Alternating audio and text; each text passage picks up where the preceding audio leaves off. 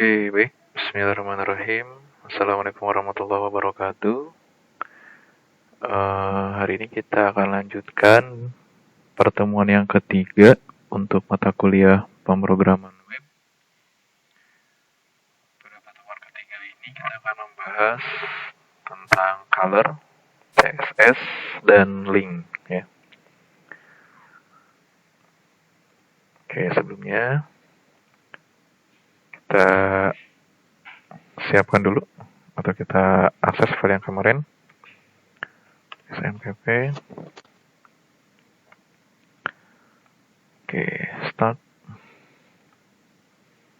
Kemarin kita sudah punya ini ya, localhost web.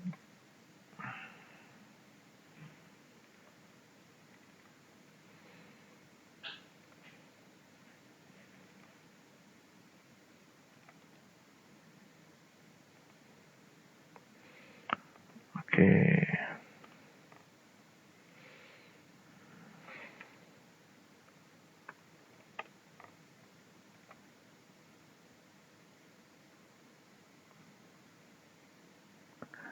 Sorry. Oke, ini kita pakai namanya latihan aja ya.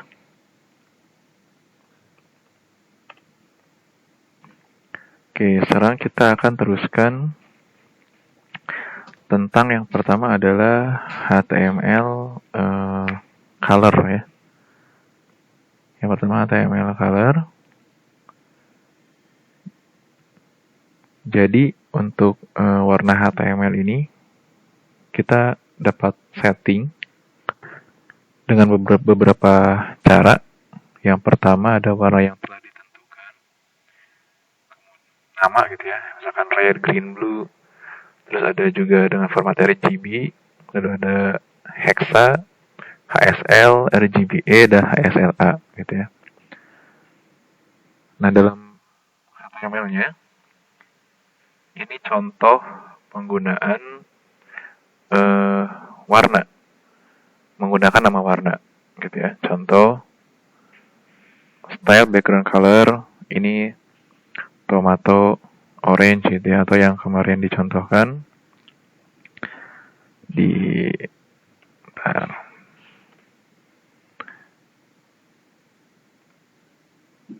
Oke, di sini kan background color powder blue misalkan ya. Kalau kita ganti green, nah ini contoh penggunaan dari nama warna gitu ya. Sorry. Nah, ini green tadi gitu ya. Ini contoh penggunaan warna mana. Kita balikan lagi ke powder blue. Oke. Lalu selain nama warna, kita juga bisa menyesuaikan atau mengatur warna itu dengan menggunakan kode gitu ya, kode warna. Jadi kode warna itu ada RGB, ada hexa gitu ya. Yang paling umum sih RGB sama hexa. Jadi kalau melihat kode warna seperti ini RGB, R-nya 255, G, red, R itu red, lalu green, nilainya 99, lalu blue itu 71. Jadi rentang warna itu nilainya adalah 0 sampai 255 gitu ya. Jadi paling kecil itu 0, paling tinggi itu adalah 255. Ini format RGB, atau juga bisa dengan format hexa. Kalau hexa ini seperti ini, dia diawali dengan tanda hash atau pagar, kemudian 2 digit R, 2 digit B, 2 digit B. Ini format hexa gitu ya. Jadi untuk format itu bisa menggunakan RGB atau hexa. Tapi yang paling umum atau yang paling banyak digunakan itu bisa menggunakan yang format hexa seperti ini gitu ya. Jadi background color, selain tadi kita menggunakan nama warna, kita juga bisa menggunakan hexa gitu ya.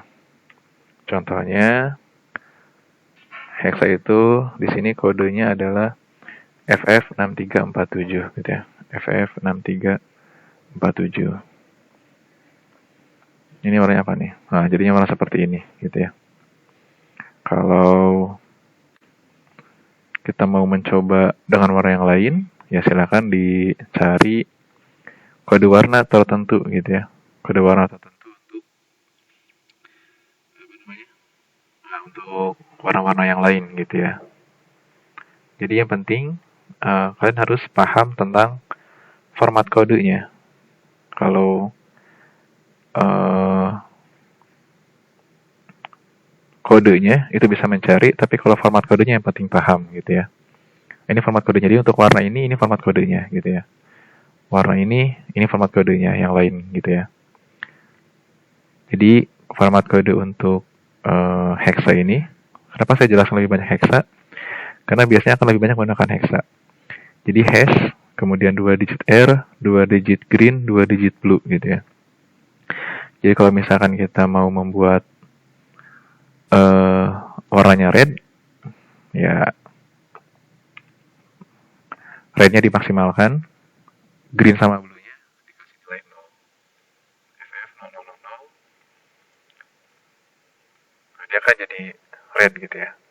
Kalau ini rednya kita kasih nilai 0, kemudian greennya kita kasih maksimal, nah green, gitu ya. Atau ini kita ganti jadi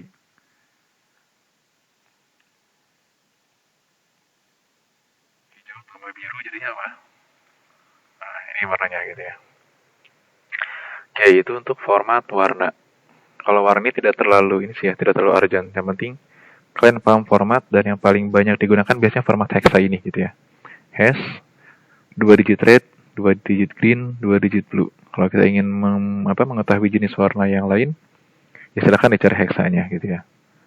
Oke, saya agak lompat sedikit untuk yang warna, karena nggak terlalu krusial, gitu ya. Nah, yang akan lebih saya tekankan hari ini yaitu tentang CSS atau Cascading Style Sheet. Oke, jadi yang sudah pernah belajar di jenjang sebelumnya di SMK mungkin, yang pernah belajar tentang pemrograman web, nah itu pasti sudah tahu tentang CSS atau Cascading Style Sheet, gitu ya. Atau kalau misalkan mau cari di sini di Metri Schools, nah ini juga ada tutorialnya, mulai dari basic dan berbagai CSS yang lain, itu banyak banget ini ya. Ini bisa dipelajari. Oke, ini saya sampaikan konsep CSS secara basicnya atau dasarnya. Oke, yang pertama, CSS adalah singkatan dari Cascading Style Sheet. CSS menjelaskan bagaimana elemen HTML itu ditampilkan. Kemudian, CSS menghemat banyak pekerjaan karena bisa mengendalikan tata letak beberapa halaman sekaligus. Dan CSS dapat ditambahkan ke elemen HTML dengan 3 cara.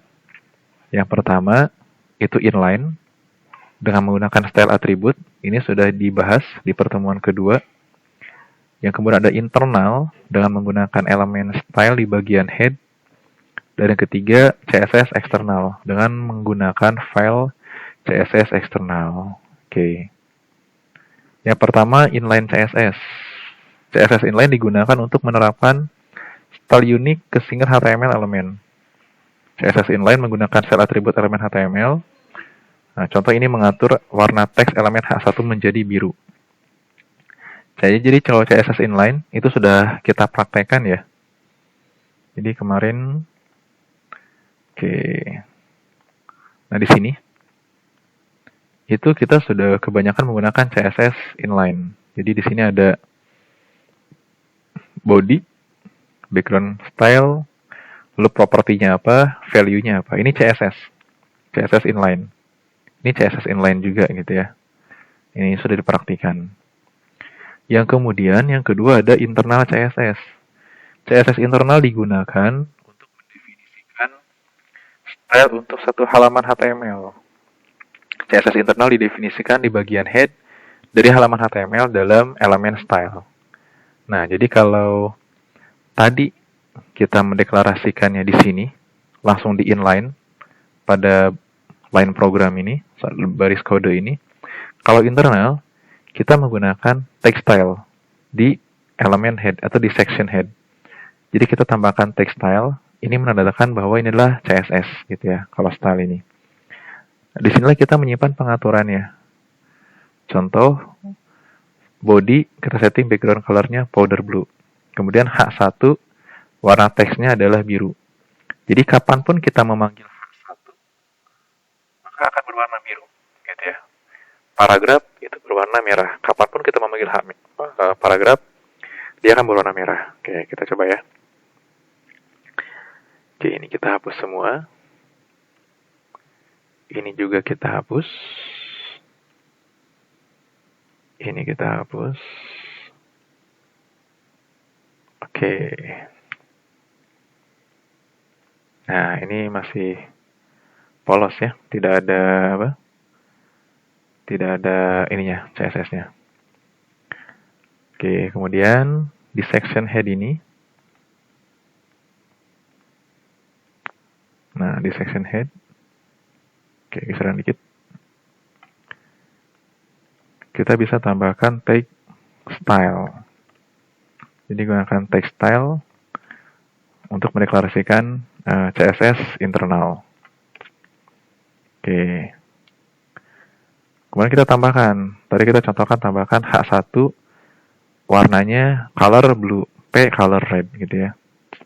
Di sini kita deklarasikan H1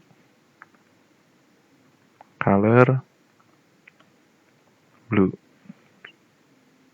Kemudian paragraf colornya red gitu ya.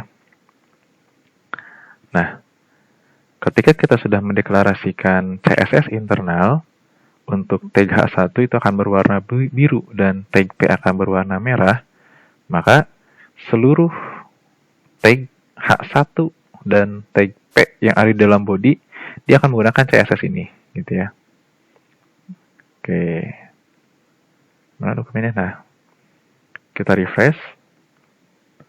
Oke, maka otomatis judul utama, kenapa dia otomatis berwarna biru? Karena dia adalah menggunakan tag H1. Kemudian tag P berwarna merah. Nih, semua tag P dia akan berwarna merah, gitu ya. Oke. Misalkan subjudul ini H2. Ini H2 ini masih berwarna hitam karena memang tidak kita kasih CSS gitu ya. Tapi kalau H2 ini kita beri warna green misalkan. Nah, dia kan berwarna hijau. Dan saat kita memanggil bikin H2 yang lain gitu ya. H2 subjudul 2. Nah, ini pun akan otomatis berwarna hijau. Atau saat ini kita ganti menjadi H1 subjudul 2-nya. Jadi satu dia akan berwarna blue, biru gitu ya. Oke, itu ya. Nah, inilah contoh CSS internal. Jadi CSS yang deklarasikan di section head pada text style. Oke. Yang ketiga ada eksternal CSS. Oke, eksternal CSS ini digunakan untuk menentukan style untuk banyak halaman HTML. Oke, jadi untuk banyak halaman HTML. Dengan external style sheet, kita bisa mengubah tampilan keseluruhan situs web dengan mengubah satu file. Untuk menggunakan external style sheet, tambahkan tautan ke bagian head pada halaman HTML. Oke, ini contoh kode programnya. Jadi, untuk external CSS ini harus ada sebuah file. Di sini contoh namanya style.css gitu ya. Jadi yang pertama kita siapkan. Oke. Ini kita tambahkan new file. Semua CSS ini kita hapus, kita cut, kita pindahkan ke sini. Oke, kita simpan namanya style.css gitu ya. Style.css kita simpan. Oke, kemudian ini kita hapus. Nah, saat di dokumen latihan ini tidak ada CSS gitu ya, kita buka lagi. Nah, dia akan menampilkan settingan default gitu ya, hitam, semua hitam putih. Nah, kemudian kita sudah punya sebuah file namanya style.css. Bagaimana cara memanggil eksternal CSS ini? Caranya dengan cara menambahkan pada section head juga, ini sintak ya, link rel style sheet href, lalu namanya apa gitu ya. Jadi di sini kita punya nama style.css, kita tambahkan di sini pada bagian section head, tambahkan link rel style sheet href. Ini yang link kemana? Link ke sebuah file namanya style.css gitu ya. Oke. Nah, yang perlu catatan adalah ini. Nama style.css harus sama dengan nama file ini. Gitu, jadi jangan sampai salah. Oke, dengan kita sudah memanggil eksternal CSS ini, maka dokumen ini akan menggunakan style CSS ini, gitu ya. Kita refresh. Nah, dia menggunakan lagi. Tapi kalau ini, nah contoh ini kita salah nih, salah ketik. Style.css, harusnya nggak ada S-nya, dia ada S-nya. Kita simpan. Nah, dia balik lagi, karena nggak dikenali si styles.css ini. Yang dia kenal adalah style tanpa S ya, .css. Ini dia tidak ada format CSS-nya. Kita hapus lagi S-nya, kita simpan, kita refresh. Nah, dia menggunakan CSS lagi. Itu adalah CSS eksternal, gitu ya. Itu sih yang paling banyak digunakan. Nah, kemudian tambahan lagi untuk CSS ini. Jadi, dalam nanti kalian melakukan menyusun kode program gitu ya, atau mungkin melihat tutorial dan sebagainya, itu ada juga namanya atribut pada style tertentu gitu ya. Jadi untuk menentukan style tertentu, untuk satu elemen khusus, tambahkan atribut ID ke elemen. Jadi mungkin rekan-rekan nanti bisa ketemu sebuah tag ada ID-nya, atau ada juga sebuah tag ada kelasnya gitu ya. Nah, biasanya itu sudah ada di CSS-nya gitu ya. Contoh kemarin kita contohkan yang inilah yang simple ya.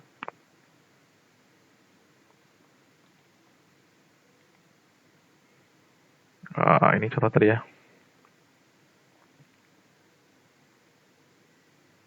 Nah, ini tadi contoh CSS eksternal, link ini href-nya lalu rel style sheet. Jadi tulisannya boleh link rel style sheet lalu linknya, atau kebalik ini nggak apa-apa. Yang penting ada di dalam atribut link.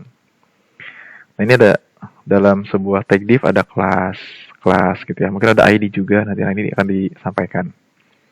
Oke, jadi untuk menentukan style tertentu untuk satu elemen khusus, tambahkan atribut ID ke elemen gitu ya.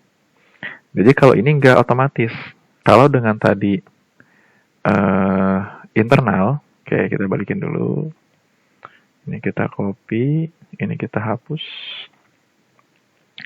Nah, sorry.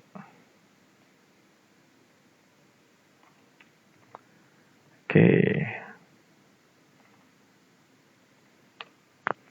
Nah, kalau dengan seperti ini, saat kita tadi tambahkan ini gitu ya, kita tambahkan script ini dengan style seperti ini, semua tag yang ada di dalam body itu akan mengikuti style ini gitu ya, otomatis.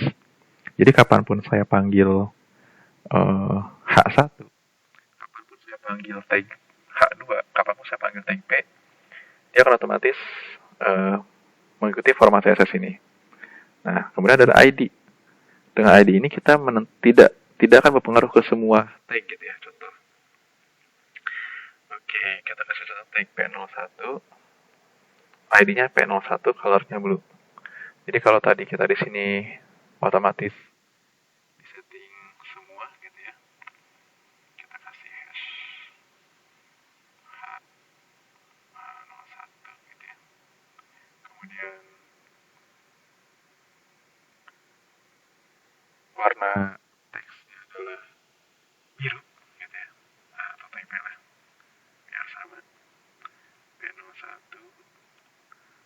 Warna teksnya adalah tadi red ya, atau blue lah boleh. Blue. Oke, ketika kita menambahkan seperti ini, meskipun kita sudah punya CSS, dia tidak akan menggunakan CSS-nya. Sebelum apa? ID-nya ini dipanggil ID P01 gitu ya. Jadi ada 3 paragraf misalkan. Contoh kita punya 3 paragraf, paragraf 1, P2 dan P3 gitu ya. Nah, kita terapkan atau panggil si ID ini hanya pada P1 saja, P01 gitu ya. Jadi si CSS ini hanya kita panggil pada paragraf yang pertama. Maka yang berubah itu hanya paragraf yang pertama. Refresh. Nah, ini paragraf yang kedua ternyata. Oke, ini ya. Paragraf yang kedua. Konten yang kedua. Maka P yang atasnya, P1 dan konten 4, konten 3, 1 dan 3, dia nggak terkena settingan ini.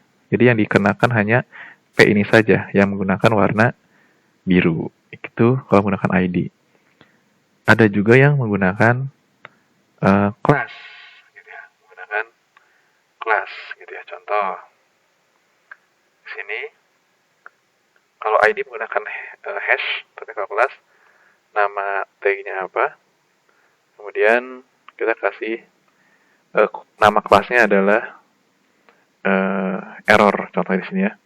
Kemudian dikasih teks warna merah. Jadi saat si kelas ini kita panggil si P ini, kita panggil kelas error sesuai namanya ya. Ini namanya kelas ada error, kita panggil kelas error. Maka P ini akan berwarna merah teksnya gitu ya. Kita refresh. Nah, dia akan berwarna merah. P yang lain tidak terkena efeknya. Yang terkena efek adalah P yang memanggil kelas ini saja. Oke, itu adalah contoh kelas atribut dalam CSS. Jadi, sekali lagi, saya ulas balik.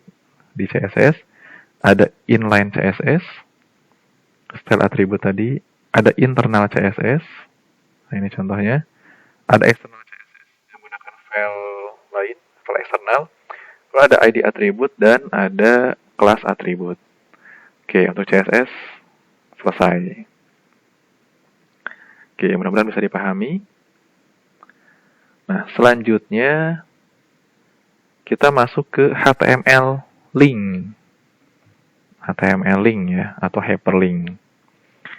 Nah, ini jadi CSS dan link ini sangat banyak digunakan ya. Makanya ini harus benar-benar dipahami CSS dan link. Yang pertama HTML link. Dokumen HTML menggunakan hyperlink atau anchor untuk menghubungkan kepada dokumen lain dalam web. Anda bisa mengklik link dan membuka dokumen lain. Saat Anda mengarahkan mouse ke atas sebuah link, panah mouse akan berubah menjadi sebuah icon tangan dengan ukuran kecil. Oke, lalu ada yang pertama tag anchor, tag A. HTML menggunakan tag A atau anchor untuk membuat suatu link dalam dokumen web. Sintaks dari penghubungan dalam HTML adalah dengan menggunakan tag A. Atribut href digunakan untuk mendefinisikan lokasi link, gitu ya. Oke, ini sintaknya. A, href, URL, kemudian link teksnya apa, kemudian tag A penutup, gitu. Contoh yang pertama, A, href, ini linknya apa, lalu ini teksnya apa, gitu ya. Ini sintaknya. A, anchor, href, linknya apa, dokumennya apa, lalu ini teksnya apa, link teks. Nah, untuk link sendiri ada 3 jenis link. Ada link relatif, link absolut, dan link dalam dokumen yang sama. Oke, yang pertama link relatif. Membuat suatu link pada page 1 ke page yang lain pada komputer yang sama. Tidak perlu menggunakan alamat internet yang lengkap. Jika 2 page pada direktori yang sama, dapat dituliskan nama file HTML seperti berikut.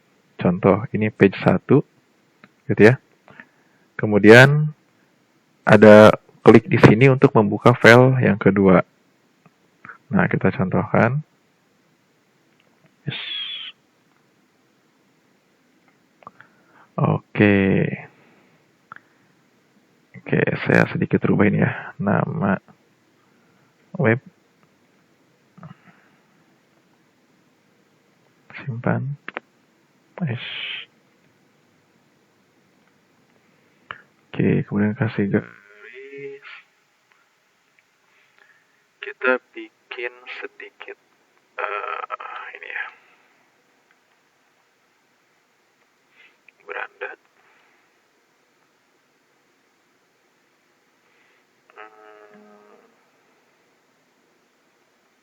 Konten gitu ya.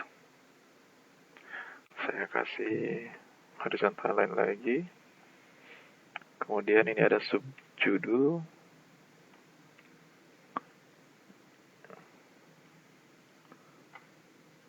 Kontennya ini adalah beranda gitu ya. Ini adalah beranda. Kita hapus. Oke, biar simpel terlihatnya. Nah, ini latihan.html gitu ya. Ada beranda konten gitu ya. Kita tambahan kontak gitu ya. Kita save. Nah, seperti ini. Nah, kita ingin membuat sebuah halaman beranda, konten, dan kontak. Ketika diklik beranda, dia akan membuka halaman beranda. Klik konten, dia akan membuka halaman konten. Maka itu bisa kita gunakan link. Oke, yang pertama, kita harus siapkan dulu halaman berandanya. New file. Oke, biar simple.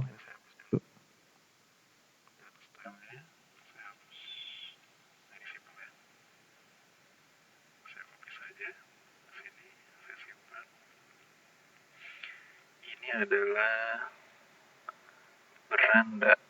Oke, nama web. Oke, kemudian ini adalah ini harusnya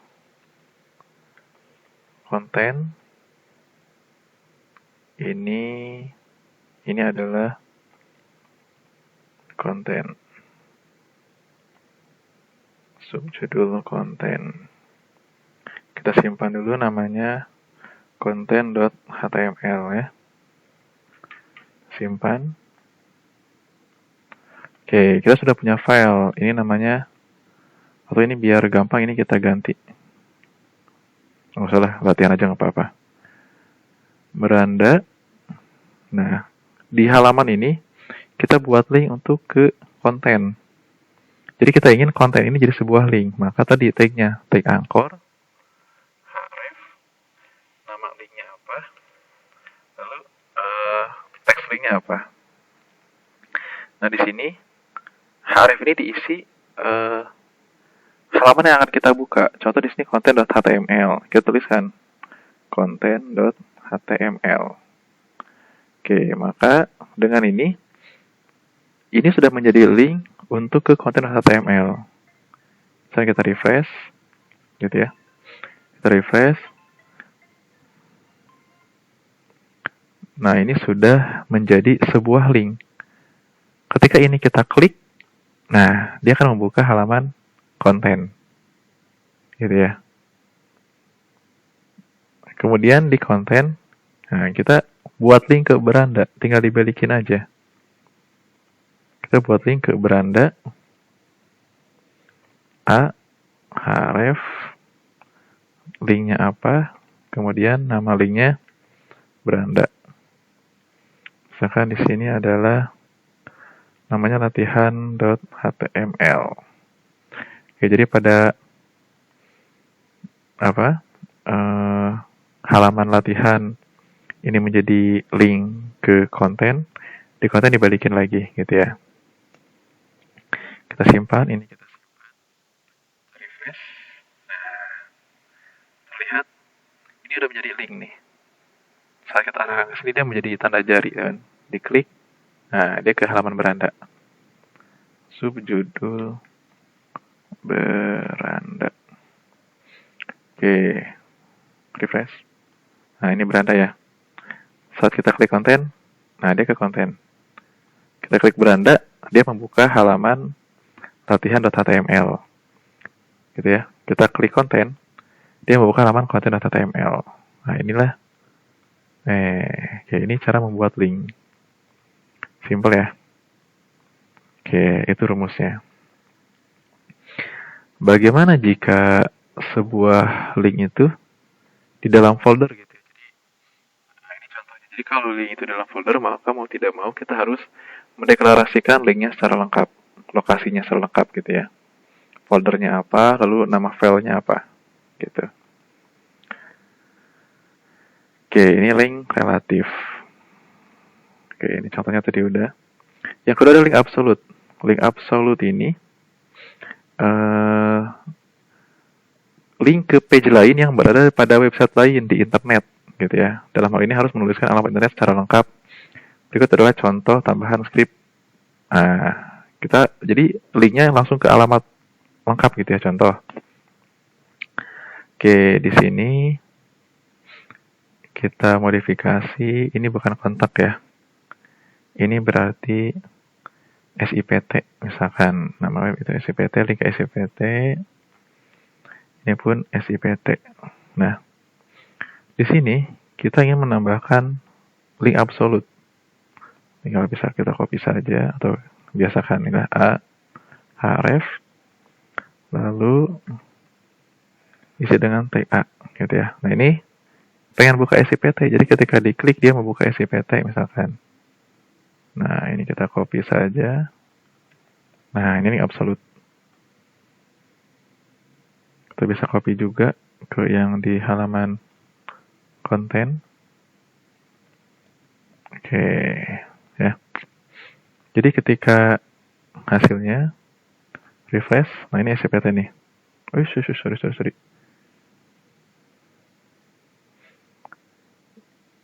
Kok jadi link semua?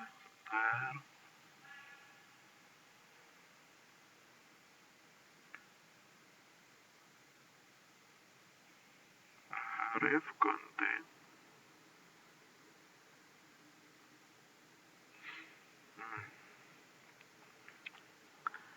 Take anchor.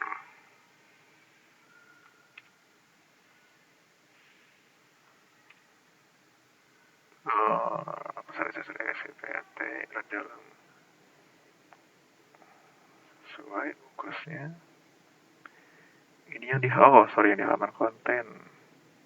Nah, ini belum ditutup ya. Oke, aman. Nah, udah. Halaman sorry, ada yang hapus aja. Refresh. Kita save, refresh. Nah, di sini klik konten, dia masuk ke konten. Nah, saat kita beranda, masuk ke beranda. Klik SIPT. Nah, dia akan membuka halaman SIPT gitu ya. Oke, paham ya? Gampang, itu yang absolute. Jadi hrefnya dengan alamat di web gitu ya. Kalau relatif, dokumennya di dalam file kita sendiri tadi, dia masih satu folder ya. Ada di satu folder ini. Oke, contohnya tadi ke SIPT. Nah, ini ada juga link dalam dokumen yang sama. Ini dicontohkan untuk membuat jika halamannya itu panjang gitu ya. Jika halamannya itu panjang, kita bisa memanfaatkan link dalam dokumen yang sama gitu ya. Contoh seperti ini kan panjang banget.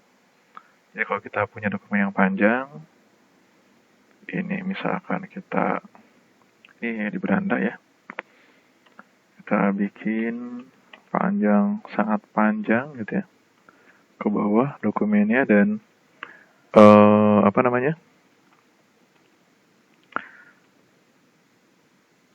kalau scroll itu harus memakan waktu gitu ya, maka kita bisa memanfaatkan link dalam dokumen yang sama gitu ya. Nah, ini lumayan panjang. Kita cek di beranda. Sorry, ini latihan, di save, beranda, refresh. Nah, ini nih. Beranda sudah panjang nih ya. Kita harus scroll, anggaplah panjang gitu ya. Nah, kita bisa memanfaatkan link dalam dokumen yang sama gitu. Yang pertama, buat bookmark dengan atribut ID. Misalkan lompat gitu ya ke chapter 8. Ini chapter 8, H2 chapter 8. Kemudian buat link ke bookmark yang telah dibuat. Nah, ke ID ini gitu ya, jump to chapter 8. Misalkan kita bikin teks di sini tag P gitu ya. Kembali ke atas gitu ya. Misalkan untuk P kita ada teks kembali ke atas. Kemudian di sini kita bisa tambahkan tag A, href.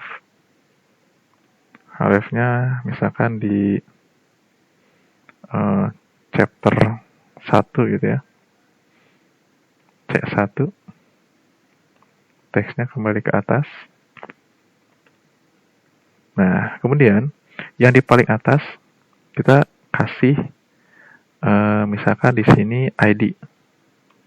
ID-nya adalah C1. Sesuaikan dengan nama yang di sini ya. Di sini kan C1. Maka ID-nya tambahkan C1. Kita simpan. Kita jalankan. Nah, setelah kita scroll panjang, setelah kita klik. Nah, ini kita kecilin dulu biar terlihat bedanya ya. Nah, kita klik kembali ke atas. Nah, dia akan, berarti kurang atas ya. Kita simpannya di bagian ini aja nih, di bagian nama web. Sorry. Kita simpan di X. Sini aja. Nah, di situ aja ya, kita simpan. Refresh, kita scroll ke bawah, kembali ke atas. Nah, langsung ke atas. Scroll. Nah, gitu ya. Jadi kita nggak perlu scroll. Klik, nih langsung ke atas, gitu. Nah, itu link dalam dokumen yang sama. Kayak bisa dicoba nanti ya. Kemudian untuk link, itu ada beberapa atribut. Jadi secara default, atribut target sebuah link adalah self. Untuk setting agar link dibuka pada tab baru, tambahkan atribut menjadi blank. Contoh di sini, kita tambahkan atribut blank agar dia membuka tab baru gitu ya. Oke, contohkan tadi di proses SIPT saja. Di SIPT, kita tambahkan gitu ya. Target. Apa tadi? Blank ya. Jangan lupa sintaknya sampai salah. Underscore blank. Seperti ini ya. Kita simpan. Kemudian kita refresh. Nah, saat SPT diklik, tadi kan dia membuka halaman ini, sekarang dia akan membuka tab baru. Nah, dia membuka tab baru. Itu fungsi. Karena kalau nggak, fungsi dari target blank ya. Karena kalau nggak pakai target blank, dia akan membuka di halaman ini, gitu ya. Dia akan mengganggu halaman ini. Oke, gitu saja untuk materi hari ini tentang color, CSS, dan link. Tapi yang paling critical point di hari ini adalah CSS dan link. Mudah-mudahan bisa dipahami. Terima kasih untuk pertemuan kali ini. Sampai jumpa di pertemuan selanjutnya. Absensi dan tugas sudah saya siapkan di e-learning. Saya tutup. Wassalamualaikum warahmatullahi wabarakatuh.